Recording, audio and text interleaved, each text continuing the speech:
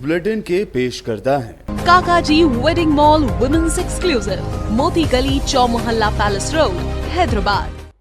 अस्सलाम वालेकुम, आदाब। मैं हूं मोहसिन और आप देख रहे हैं PBN न्यूज़। आइए शुरुआत करते हैं आज के खबरनामे की और नजर डालते हैं हेडलाइंस पर। तेलंगाना में पकवान तेल की कीमतों में भारी इजाफा, यूक्रेन जंग को बताई जा रही वजह, बढ़ती महंगाई से अवाम में तशवीश।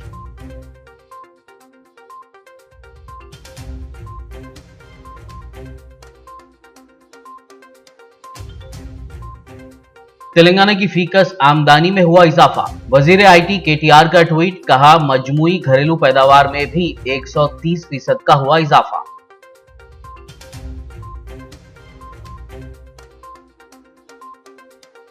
गवर्नर की तौहीन करने का कोई इरादा नहीं, बंडी संजय को वजीर हरीश राव का दो टुक जवाब, कहा बेजा रिमार्क्स का बंडी संजय और बीजेपी कायदीन को कोई हक नहीं।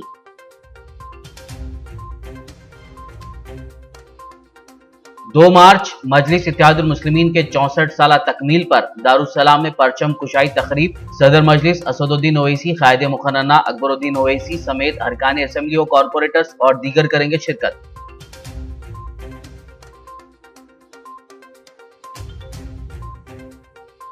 जंगजदा मुल्क यूक्रेन में फंसे स्टूडेंट्स के वालिदैन परेशान, अपने बच्चों की बाहिफाजत वापसी को यकीनी बनाने हुकूमत से अपील।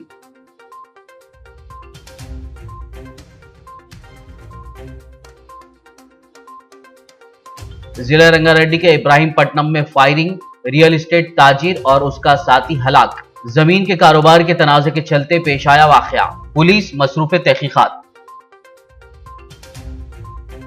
और अब खबरों की तफसील। तेलंगाना में पकवान के लिए इस्तेमाल होने वाले तेल की कीमतें आसमान पर पहुंच रही हैं और इसके पीछे वजह यूक्रेन में हो रही जंग बताई जा रही है।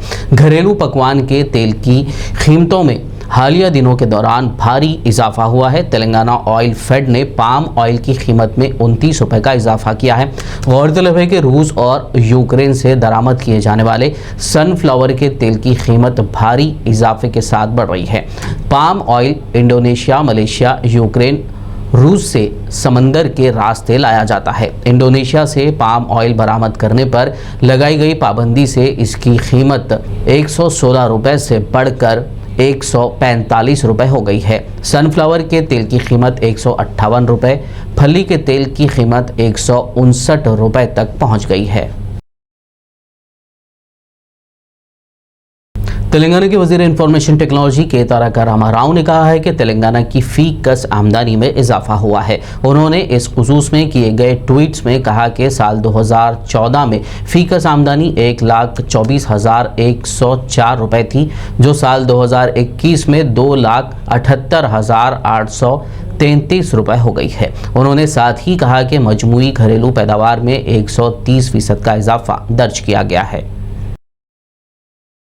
तेलंगाना के वजीर रोड एंड बिल्डिंग्स वेमुला प्रशांत रेड्डी ने वाज़ेह किया है कि तकनीकी वजूहात की बिना पर आने वाले बजट सेशन की शुरुआत गवर्नर के खुतबे से नहीं होगी। रियासती असेंबली के बजट सेशन का आगाज 7 मार्च से होगा, ताहम इस मरतबा ये बजट सेशन गवर्नर के खुतबे के बगैर मुनक्किद किया जाएगा। दूसरी जानिब इस कदम पर TRS हुकूमत पर नुक्ताचीनी करते हुए बीजेपी के अरकान ने कहा है कि यह न सिर्फ दस्तूर के खिलाफ है बल्कि ये खातून गवर्नर की तौहीन है। 2004 29 జనవరి బడ్జెట్ సమావేశాల్లో ప్రెసిడెంట్ గారు మాట్లాడకుండానే బడ్జెట్ సెషన్స్ అయినాయి ప్రెసిడెంట్. దాన్ని రామ్నాథ్ అథవాలే గారు MP గారు 2010లో సుప్రీంకోర్టులో పిటిషన్ వేసిండు. ప్రెసిడెంట్ అడ్రస్ కాకుండా ఎట్లా బడ్జెట్ సమావేశాలు చేసిర్రు అని చెప్పి 2010లో వేస్తే, ఇక రిట్ పిటిషన్ నంబర్ 86 ఆఫ్ 2004 ఇది ఆ రోజు సుప్రీంకోర్టు రిట్ పిటిషన్ కొట్టేసింది. సుప్రీంకోర్టు కరెక్టే, అది పాత సెషన్సే, ప్రోరోగ్ కాలేదు కాబట్టి ప్రెసిడెంట్ గారు అడ్రస్ చేయలేరు కాబట్టి ఆయన రిట్ పిటిషన్ అథవాల్ గారు రిట్ పిటిషన్ వేసిన దాన్ని కొట్టేసింది సుప్రీంకోర్టు. ఇంతకంటే యొక్క ఎవిడెన్స్ రాజ్యాంగబద్ధంగా ఇవేమీ తెలియకుండా ప్రోరోగ్ కానటువంటి సమావేశాలకు గవర్నర్ గారిని పిలిస్తే తప్పు, అప్పుడు మనం రాజ్యాంగాన్ని ఉల్లంఘించినట్టు అవుతుంది, పిలవకపోతే కాదు. ఇది దయచేసి అర్థం చేసుకోవాలి. వాళ్ళకి ఎట్లన్నా తెలివి లేదు, చదువు లేదు. నిన్న మాట్లాడిన నాయకులకి వాళ్ళకి ఏమీ లేదు, చదువరు, తెలివి లేదు, ఇష్టం వచ్చినట్టు మాట్లాడితే దయచేసి ప్రజలన్నా దీన్ని అర్థం చేసుకోవాలని చెప్పి ఈ సందర్భంగా వాళ్ళని కోరుతా ఉన్నా. బడ్జెట్ సమావేశాల్ని గవర్నర్ గారు ప్రారంభించాలని రాజ్యాంగంలో లేదు. First point. ఇది అందరికి ఒక అపోహగా ఉన్నది. బడ్జెట్ సమావేశాల్ని గవర్నర్ గారే ప్రారంభించాలని రాజ్యాంగంలో ఎక్కడ కూడా లేదు. రాజ్యాంగంలో ఉన్నది ఏంటంటే ప్రతి క్యాలెండర్ ఇయర్లో జరిగే కొత్త సమావేశాలు, కొత్త సెషన్స్ని గవర్నర్ గారు అడ్రస్ చేయాలి. మళ్ళీ జాగ్రత్తగా వినండి, ప్రతి క్యాలెండర్ ఇయర్లో జరిగే కొత్త సెషన్స్ని మాత్రమే గవర్నర్ గారు అడ్రస్ చేస్తారు. तेलंगाना के वजीर हरीश राव ने कहा है कि उनका गवर्नर की तौहीन करने का कोई इरादा नहीं है। हैदराबाद में मीडिया से बात करते हुए हरीश राव ने बीजेपी सदर बंडी संजय की जानिब से बजट सेशन के आगाज़ पर गवर्नर की स्पीच के ना होने से मुताल्लिक किए गए रिमार्क्स की शदीद मजम्मत की। उन्होंने वाज़ेह किया कि गवर्नर की तौहीन करने का उनका या फिर टीआरएस हुकूमत का कोई इरादा नहीं है। हरीश राव ने मजीद कहा कि इस तरह के रिमार्क्स करने का बंडी संजय और बीजेपी कायदीन को कोई हक नहीं है। इस मामले पर बीजेपी क्यों मदाखलत कर रही है, जबकि राजभवन और सीएम इस मामले पर बीजेपी क्यों मदाखलत कर रही है, जबकि राजभवन और सीएमओ हैं जो इस मामले पर तबादला ख्याल कर सकते हैं। ముఖ్యంగా నిన్న ఈ రోజు బీజేపీ రాష్ట్ర అధ్యక్షులు, పార్లమెంట్ సభ్యులు, శాసనసభ్యులు అవగాహన రహిత్యంతో శాసనసభ సమావేశాల గురించి, గవర్నర్ గారి గురించి వారు కొన్ని వ్యాఖ్యలు చేస్తూ ఉన్నారు. దాన్ని తీవ్రంగా ఖండిస్తూ ఉన్నాం. సరే, వాళ్ళకి ఏం మాట్లాడాలో తెలియక గవర్నర్ గారు ఒక మహిళ కనుకనే ఈరోజు రాష్ట్ర ప్రభుత్వం అవమానపరుస్తుంది అనేటువంటి వ్యాఖ్యలు కూడా చేశారు. అసలు ఆ మాటలు మాట్లాడే అర్హత బండి సంజయ్ గారికి కానీ బీజేపీ నాయకులకు లేనే లేదు. అయ్యా బండి సంజయ్ గారు, మీరు రాజ్యాంగం బాగా చదవండి, లేకపోతే రాజ్యాంగ కోవిదుల్ని అడిగి తెలుసుకోండి. కానీ ఇట్లా నోటికి వచ్చినట్టు మాట్లాడితే అది చెల్లదు, మీరే నవ్వుబాటు పాలైపోతారు. ఇలా బెటర్ బండి సంజయ్ గారు, నీ పార్టీలోనే అసమ్మతి బాగా పెరిగిందని చదువుతున్న పేపర్లలో, ఏదో రహస్య మీటింగ్లు అవుతున్నాయని చెప్పి కూడా టీవీలలో చూస్తూ ఉన్నాం. నీకు ముందు నీ పార్టీని చక్కదిద్దుకో, వాళ్ళను బుజ్జగించుకుంటావో ఏం చేసుకుంటావో ముందు నీ పని నువ్వు చూసుకో. కానీ అవగాహన రహిత్యంతో నోటికి వచ్చినట్టుగా మాట్లాడితే అది మీరే ప్రజల ముందు నవ్వుపాటు పాలవుతారని చెప్పి మనవి చేస్తూ ఉన్నాం. అట్లే వారు కూడా మాట్లాడారు. బాబురావు గారు, ఎంపీ గారు, పార్లమెంట్ సభ్యులు, వారు అంటారు కేసీఆర్ గారు ప్రభుత్వం ఆరిపోయే దీపం అట. అయ్యా, మాది ఆరిపోయే దీపం కాదు, దారి చూపే కాగడా మాది. దారి చూపే కాగడా టీఆర్ఎస్ ప్రభుత్వం. మేము పెట్టిన పథకాలు ఇవాళ దేశానికి దారి చూపుతున్నాయి. ఇవాళ మా రైతు బంధు పథకం దేశానికి ఆదర్శంగా నిలబడతా ఉంది. కేసీఆర్ కిట్ ఇవాళ దేశానికి ఆదర్శంగా ఉన్నది. మా రైతు బీమా ఇవాళ దేశానికి ఆదర్శంగా ఉంది. కళ్యాణ లక్ష్మి ఇవాళ దేశంలోని అనేక రాష్ట్రాలు తీసుకుంటా ఉన్నాయి. ఒక్కటేంటి, మేము ఇచ్చిన 24 గంటల ఉచిత కరెంటు ఇవాళ ఉత్తరప్రదేశ్ మేనిఫెస్టోలో మేము కూడా ఉచిత కరెంటు ఇస్తామని చెప్పి ఉత్తరప్రదేశ్ బీజేపీ మేనిఫెస్టోలో పెట్టింది. మాది దారి చూపే కాగడ. ఇవాళ తెలంగాణ ప్రభుత్వం ఏం చేస్తుందో రేపు దేశం అది చేయబోతుంది అనే దిశగా పనిచేసిన ముఖ్యమంత్రి గారు మా కేసీఆర్ గారు, మా ప్రభుత్వం అని చెప్పి నేను మనవి చేస్తా ఉన్నా. तेलंगाना के वज़ीर आला के चंद्रशेखर राव ने तमिलनाडु के अपने हममनसब एम.के. स्टालिन को सालगिरह की मुबारकबाद पेश की है। केसीआर ने अपने दिल्ली के दौरे के दौरान बजरिए फ़ोन स्टालिन को सालगिरह की मुबारकबाद पेश करते हुए उनकी बेहतर सेहत और तवील उम्र के लिए नेक तमन्नाओं का इजहार किया। मजलिस इत्तेहादुल मुस्लिमीन के 64 साल तकमील के पुरमसरत मौके पर कल 2 मार्च बरोज़ 4 मई को पार्टी के हेडक्वार्टर्स दारुस्सलाम में अहिया के सिमन में रस्म परचम कुशाई तकरीब मुनक़िद की जा रही है। तकरीब में सदर मजलिस बारिस्टर रसूलुद्दीन ओवैसी शिरकत करते हुए परचम कुशाई के बाद खिताब करेंगे, जबकि इस मौके पर क़ायद मुक़न्नना अकबरुद्दीन ओवैसी का भी खिताब होगा।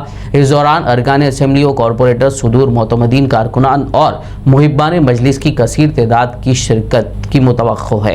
जबकि आज जनरल सेक्रेटरी मजलिस सैयद अहमद पाशा कादरी ने दारुस्सलाम में करीमनगर टाउन सदर सैयद गुलाम अहमद हुसैन के ज़ेर एहतमाम बलून्स को हवा में छोड़ा। इस मौके पर याखुतपुरा मजलिसी इंचार्ज यासर अराफात, इंचार्ज हल्के असम्बली राजेंद्र नगर मिर्ज़ा अहमद बेग और दीगर मौजूद थे।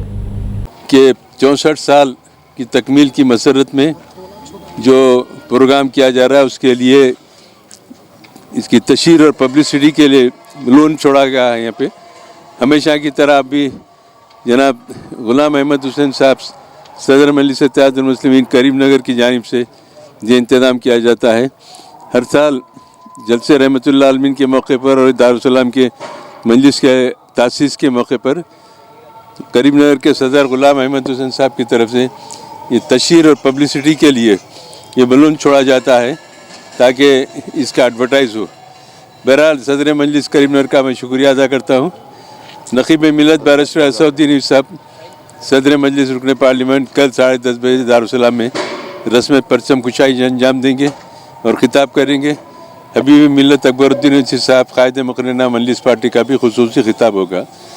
अमीयतुल मुस्लिमीन से खुसूसन अराकीन असम्बली, अराकीन बल्दिया, साबिक़ कॉरपोरेटर, हुज़ूर मोतमदीन, मुहिबान मजलिस से खुसूसन दरख्वास्त की जाती है कसीर तादाद में इस जलसे में शिरकत के, इस जलसे को कामयाब बनाए और अपने इत्तेहाद मिली का सबूत पेश करें। रूस और यूक्रेन के दरमियान जारी जंग के दौरान Telangana state road transport corporation यानी TSRTC ने ऐलान किया है कि वो जंगज़दा मुल्क से वापस होने वाले स्टूडेंट्स को हैदराबाद के शमशाबाद एयरपोर्ट से रियासत के किसी भी मुकाम पर वाक़ उनके आबाई मुकामात को पहुँचाने के लिए मुफ्त खिदमात फराहम करेगी। गौरतलब है कि यूक्रेन की जानिब से उसके फ़िज़ाई रास्ते को बंद कर दिए जाने के बाद कई हिंदुस्तानी उस मुल्क में हुनूस फंसे हुए हैं। वज़ीर आला के चंद्रशेखर राव की हिदायत पर तेलंगाना के स्टूडेंट्स के लिए मुफ्त फ़िज़ाई टिकट्स का इंतज़ाम किया गया है। जंगज़दा मुल्क यूक्रेन की मुख्तलिफ यूनिवर्सिटीज़ में ज़ेर तालीम भारतीय तलबा व तालिबात की ज़िंदगियाँ ख़तरे में पड़ी हुई हैं। इंडियन स्टूडेंट्स जंगज़दा इलाक़ों से वतन वापस होने के मुंतज़िर हैं और हुकूमत हिंद की जानिब से उन्हें वापस लाने के लिए कोशिशें जारी हैं। इन स्टूडेंट्स में शामिल हैदराबाद के बहादुरपुरा से ताल्लुक़ रखने वाले हकीम डॉक्टर ग़ुलाम मुहिउद्दीन के फ़र्जंद ग़ुलाम अहमद मुहिउद्दीन सलमान, जो कीफ नेशनल यूनिवर्सिटी में MBBS फाइनल ईयर में ज़ेर तालीम है, की वापसी के लिए उनके घर वाले फिक्रमंद हैं। ताहम यूक्रेन में रोज़ बरोज़ बद से बदतर हालात के पेश नज़र डॉक्टर हकीम ग़ुलाम मुहिउद्दीन ने मरकज़ी व रियासती हुकूमत से स्टूडेंट्स की बाहिफाजत वापसी और स्टूडेंट्स की तालीम की तकमील को भी यकीनी बनाने की अपील की है। उन्होंने जज्बाती अंदाज में BBN न्यूज़ के नुमाइंदा सैयद शाह नूरुल खादरी से बात करते हुए तफसीलात बताई। डॉक्टर ग़ुलाम मुहिउद्दीन साहब के पास आए हैं। उनके साहिबजादे ग़ुलाम मुहिउद्दीन सलमान जो है उनके साहिबजादे हैं, जो वहाँ पर यूक्रेन में MBBS 5वें साल में ज़ेर तालीम है। आइए हम उनसे बात करते हैं जनाब डॉक्टर ग़ुलाम मुहिउद्दीन साहब से। वहाँ पे MBBS करने के लिए जो है 5 साल हो गया, फाइनल ईयर में है वो, तो 5 साल से वहाँ पे है और अल्हम्दुलिल्लाह स्टडी कर रहे थे और अभी वहीं मुकीम है, अभी वहीं फंसे हुए जो यूक्रेन के और रशिया की जो जंग वार एरिया में थे, वार जोन में, वहाँ की उज़रोड नेशनल यूनिवर्सिटी है मेडिकल की, उसमें जो है तालीम हासिल कर रहे थे। ये हिंदुस्तानी तो बहुत बच्चे सब यूनिवर्सिटी में, करीब 1800-2000 बच्चों का वहाँ पे यूनिवर्सिटी में है और पूरे यूक्रेन में जो है हम अभी जो है करीब 20,000 बच्चे यूक्रेन में हिंदुस्तान से पढ़ रहे हैं। बहुत मुश्किल दौर में थे सब। वो जैसे बार शुरू होने का जब अंदेशा था तो सब अपने अपने मुल्कों से जो है जैसे अमेरिका वगैरह अपने अपने बाशिंदों को बुला रहे थे, तो हिंदुस्तान ने भी जो है 2 फ्लाइट भेजा। तीसरी फ्लाइट में हमारे बच्चों का टिकट मिला और वो मेरे दोस्त है डॉक्टर सुल्तान, उनका लड़का और मेरा लड़का दोनों उज़रूट से कीव सिटी को आए और चारशंबे को जो 23 तारीख थी 24 को इनकी फ़्लाइट थी। ये लोग जब आने के बाद अपना सामान लेकर 3 बजे एयरपोर्ट को पहुँचे रात के, तो पहुंचने के बाद वहाँ पे उनको बोला गया कि जो है यहाँ पे अमेरिका रशियन फ़ौज लैंडिंग होने वाली है, लिहाजा इमीडिएट एयरपोर्ट खाली कर दिया जाए। जैसे एयरपोर्ट खाली करके बाहर निकल रहे थे एयरपोर्ट से, तो वहाँ पे 2 धमाकों की आवाज़ आई। तो वो क्या हुआ बोले तो एडमिनिस्ट्रेशन ऑफिस और जो है रनवे के ऊपर मिसाइल आके गिरे बोल के बच्चों को जैसे मालूम होती पूरी पब्लिक भागने लगी। तो इन करीब वो फ्लाइट में जो बैठने वाले वो टाइम के ऊपर आके 140 के करीब बच्चे एयरपोर्ट में मौजूद थे जो फ्लाइट से हिंदुस्तान आने वाले थे। वो सब पूरे भागे और कई बच्चे तितर बितर हो गए। इनके साथ 5 बच्चे ये लोग एक तरफ भागने लगे। तो बच्चे कहते हैं कि डैडी हम 3 किलोमीटर तक बैगों को खींच के भागते रहे और उससे पहले मैं जो है जैसे ही आवाज़ आई, आवाज़ आने के बाद में मैं एम्बेसी को फ़ोन किया कि यहाँ पे ऐसा अटैक हुआ, बोलते एम्बेसी जवाब दी कि हम कंफर्मेशन करके बताएंगे आपको, बोल के फ़ोन कट कर दिया। अब ये तो फ़ोन पे और बात नहीं कर सकते थे, खौफ में थे, हैबत में थे, कभी देखे नहीं, ना गोली देखे ना और देखे, डायरेक्ट मज़ाइल की आवाज़, मज़ाइल का अटैक बोले तो परेशान होकर भागने लगे। तो अब ये लोगों की तालीम कंटिन्यू होना है, तो कंटिन्यू है। तो हमारी मुतालबा ये है कि वहाँ से जो बच्चे आ रहे हैं इनको यहाँ के यूनिवर्सिटीज़ में एक ऐसा डायरेक्शन दीजिए कि जो है ministry of health and family welfare को कि यहाँ वो बच्चों को यहाँ पे इनकी तालीम कंटिन्यू करने का इनको मौका दिया जाए। यहाँ पे अगर तालीम इनकी कंटिन्यू हो गई तो उसके में बच्चों का कैरियर ख़राब नहीं होगा। तो ये मुतालबा है कि हमारा मिनिस्ट्री ऑफ फैमिली वेलफेयर और KCR साहब से और KTR साहब से कि आप लोग बहुत मुहर्रिक है, यहाँ पे एक ऑर्डर पास करके बच्चों को जैसे ही बच्चे आए इनकी एजुकेशन कंटिन्यू करने के लिए एक हुक्मनामा जारी किया जाए। खबरनामे में फिलहाल लेंगे एक ब्रेक, मुलाकात होगी इस छोटे से ब्रेक के बाद।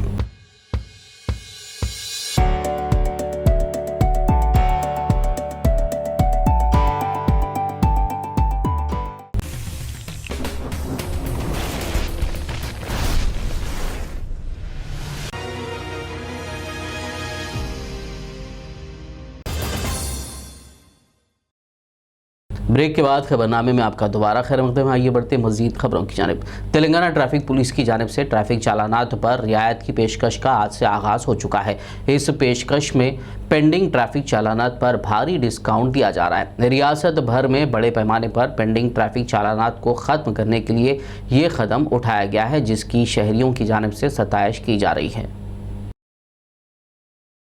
तेलंगाना और आंध्र प्रदेश समेत मुल्क भर की मसाजिद, दरगाहों और खानखाहों में शब मेराज के सिलसिले में कल रात अजीमुशान और रूह परवर इज्तिमात मुनक़िद किए गए। लाखों की तादाद में शमा मोहम्मदी के परवानों ने रात भर जागते हुए ज़िक्र अस्कार, कुरान ख़वानी, दुरूद व सलाम, नमाज़ों की अदायगी और मजालिस में मसरूफ़ देखे गए। इस दौरान उलमा इकराम ने फ़लसफ़े मेराज पर रोशनी डाली। शहर हैदराबाद के खिलवत प्ले ग्राउंड, चौक की मस्जिद, मक्का मस्जिद, चंचलगुरा ग्राउंड, खुली कुतुब शाह स्टेडियम में सबसे बड़े इज्तिमात मुनक़िद हुए, जिसमें हज़ारों की तादाद में फ़र्जंदान तौहीद ने शिरकत की। शब मेराज के मौके पर क़ब्रिस्तानों में क़ुबूर की ज़ियारत करने आने वाले अफराद के लिए रोशनी का इंतज़ाम किया गया था। शब मेराज के पेश नज़र लोग कसीर तादाद में क़ब्रिस्तानों में अपने मरहूमीन के लिए ईसाल सवाब और उनकी क़ुबूर की ज़ियारत करते हुए भी देखे गए। अस्सलाम वालेकुम रहमतुल्लाहि ताला बरकातहू। तमाम BBN के व्यूअर्स को और जितने भी BBN देखने वाले सबको शब मेराज की पुरखुरूस मुबारकबाद पेश करता हूँ। अस्सलातु वस्सलाम अलैका सय्यदी हबीबी या रसूलुल्लाह सल्लल्लाहु अलैहि वसल्लम। अस्सलाम वालेकुम। हम तमाम BBN चैनल के जितने भी देखने वाले हैं उसके साथ उन सबको हम जुदी मुबारक, शब मेराज की जुदी मुबारक पेश करते हुए।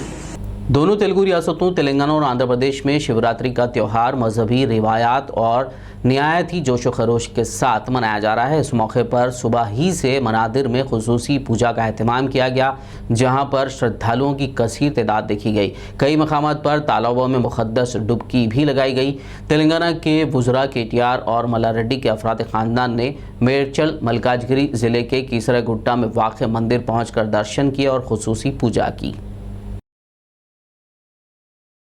तेलंगाना के शहर आदिलाबाद में शिवरात्रि का त्यौहार मजहबी रिवायात के साथ मनाया जा रहा है। ज़िले के मशहूर मंदिरों में अक़ीदतमंदों का हुजूम देखा गया। इस दौरान महाकाल सेना की जानिब से भगवान शिव की मूर्ति के साथ न्यू हाउसिंग बोर्ड कॉलोनी से लेकर मुकामी विनायक चौक तक एक रैली निकाली गई। इस मौके पर MLA जोगू रमना ने मेहमान खुसूसी के तौर पर शिरकत करते हुए रैली का इफ्तिताह किया। क़ब्ल अज़ीम म्यूनसिपल चेयरमैन जोगू परमिंदर और दीगर के साथ खुसूसी पूजा की। बाद रुकन असम्बली ने एक बहुत बड़ा नारंगी परचम थामे रैली का आगाज़ किया। नौजवानों ने DJ के दरमियान जोश व खरोश से रक़्स किया। इस तकरीब में मुकामी councillor Pawan Nayak, market committee के साबिक़ chairman M Prahlad, TRS town सदर और महाकाल वेलफेयर सोसाइटी के सदर अजय समेत दीगर ने शिरकत की।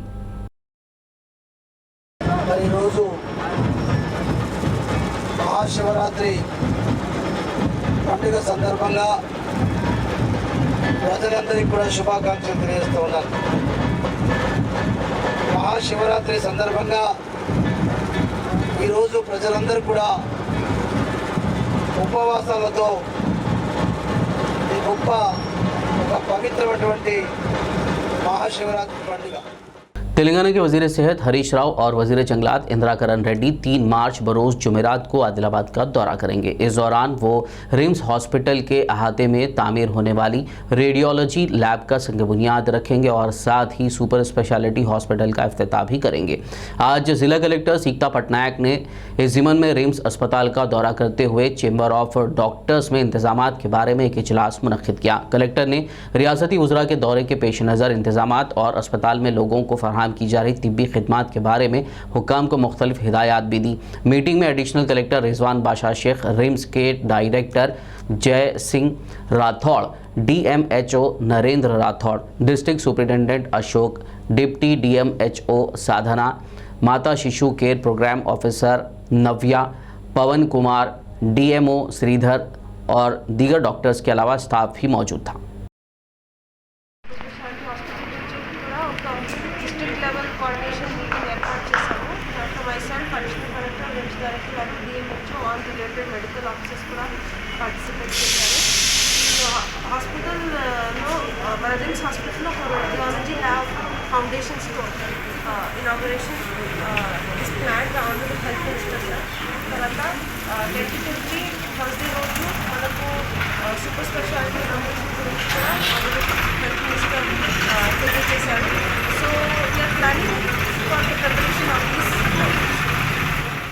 तेलंगाना के ज़िले रंगारेड्डी के इब्राहिमपट्टनम में नामालूम अफराद ने एक रियल एस्टेट ताजिर और उसके साथी पर गोलियां चला दी, जिसके नतीजे में दोनों हलाक हो गए। इस रियल एस्टेट ताजिर के शनाख्त श्रीनिवास के तौर पर की गई है। इस वाक़े में उसका साथी रघुनंद रेड्डी भी हलाक हो गया।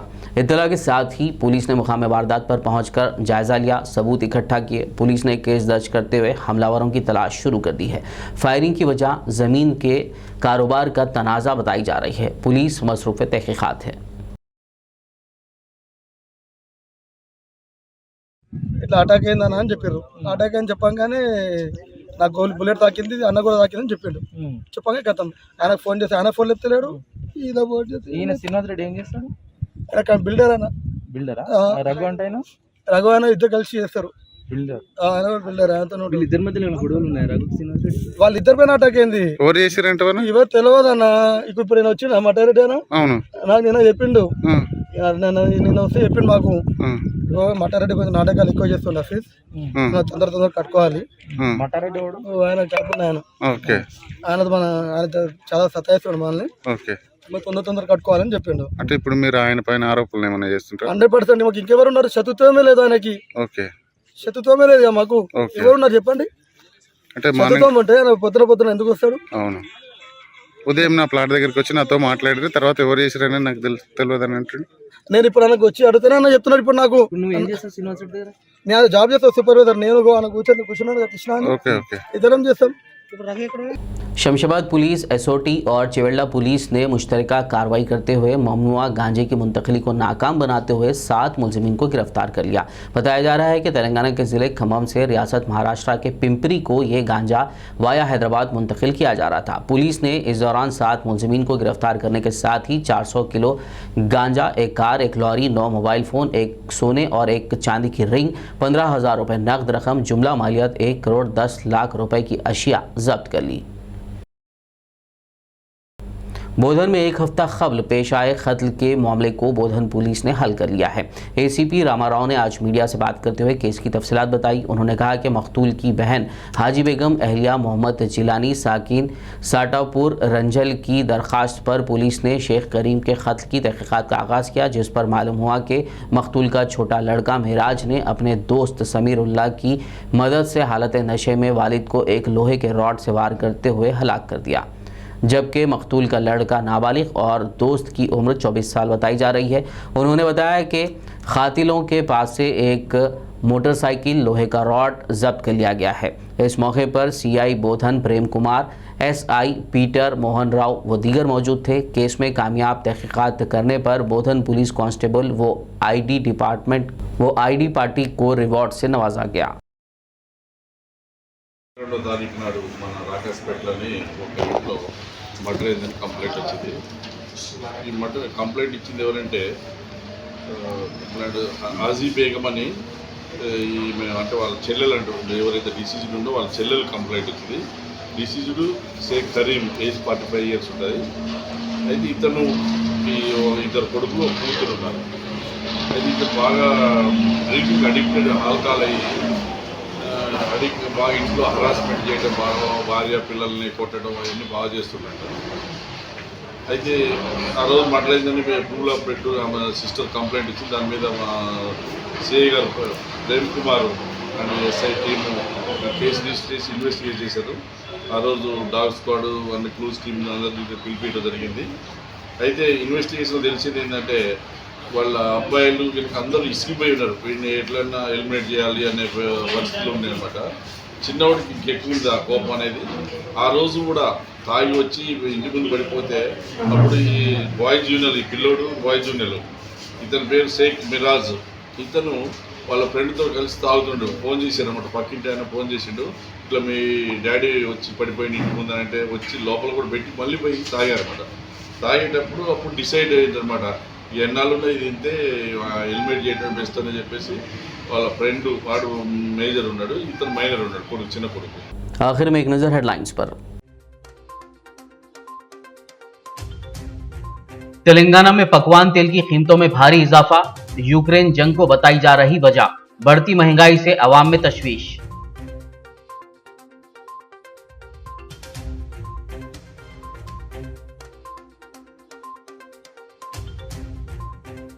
तेलंगाना की फीकस आमदनी में हुआ इजाफा, वजीर आईटी केटीआर का ट्वीट, कहा मजमूई घरेलू पैदावार में भी 130% का हुआ इजाफा।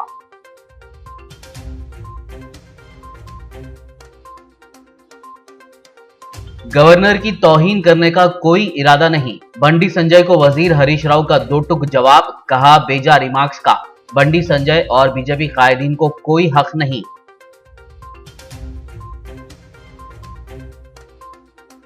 2 मार्च मजलिस इत्तेहादुल मुस्लिमीन के 64 साल तकमील पर दारुस्सलाम में परचम कुशाई तकरीब, सदर मजलिस असदुद्दीन ओवैसी, कायद मुखन्ना अकबरुद्दीन ओवैसी समेत अरकान असेंबली और कॉरपोरेटर्स और दीगर करेंगे शिरकत।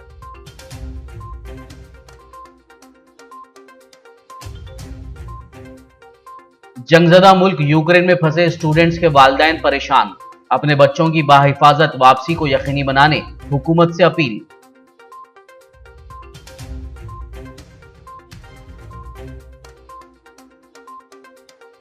जिला रंगारेड्डी के इब्राहिमपट्टनम में फायरिंग, रियल एस्टेट ताजिर और उसका साथी हलाक, जमीन के कारोबार के तनाज़े के चलते पेश आया वाक़या, पुलिस मसरूफ़ तहकीक़ात। खबरनामे में फिलहाल बस इतना ही। ताज़ा तरीन अपडेट्स के लिए देखते रहिए BBN न्यूज़। यूट्यूब और फेसबुक पर मौजूद हमारे वीडियोस को लाइक और शेयर ज़रूर कीजिए।